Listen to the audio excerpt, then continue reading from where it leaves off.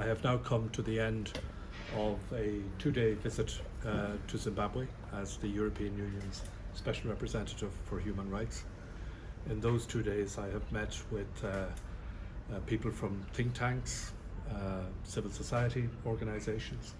I've met with government ministers, with the Commission on Human Rights, with the leaders of main political parties, with representatives of business, and just now with the Honourable Speaker of the National Assembly. In all of those discussions, I have emphasised that this visit is part of the European Union's constructive engagement with Zimbabwe, that issues of human rights and democracy are an integral part of that constructive engagement, and I have been able to talk with all of those whom I have met about human rights and democracy issues. I am very conscious that my visit is coming as we approach the elections in Zimbabwe next year. I have indicated to those that I have met, and particularly those in the government, that the European Union is willing to deploy an election observation mission for those elections in 2023. We do, however, have to have an invitation from the state for that election observation mission, and certainly the indications that I have received during my visit have been very positive, that invitation will be forthcoming, and that is something that is very welcome.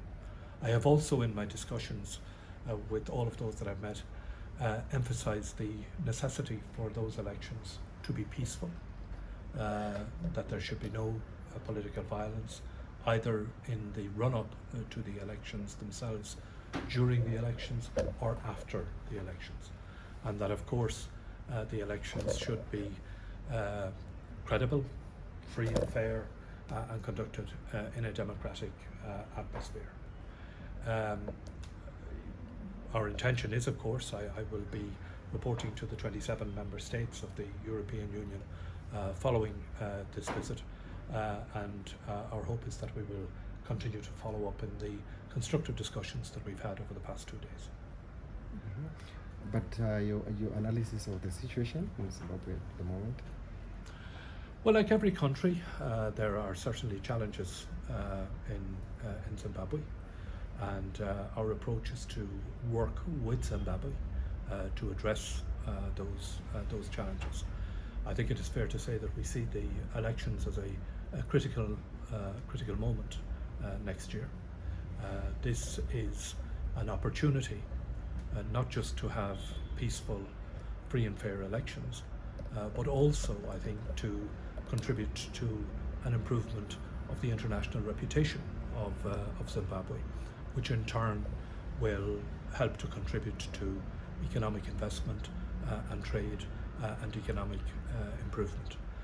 And that in turn obviously depends on Zimbabwe being seen to have the highest standards of human rights, democracy, and we will work with Zimbabwe, both the Zimbabwean authorities and the Zimbabwean people, to ensure that we move in that direction. Oh, you said challenges in terms of? Well, there are challenges in terms of issues relating to political violence, for example, which we saw after the 2018 elections. We would hope that is not repeated in the 2023 elections. There are challenges on the economic and in relation to economic and social rights, in relation to issues relating to food security in some cases, rights to education, issues relating to gender-based violence, and we are certainly willing to work with the Zimbabwean government on those issues, to partner and to help to improve and to bring to bear on those issues the experiences that we've had in improving the human rights and democracy environment in Europe. Thank you so Okay, much. thank you so much, gentlemen.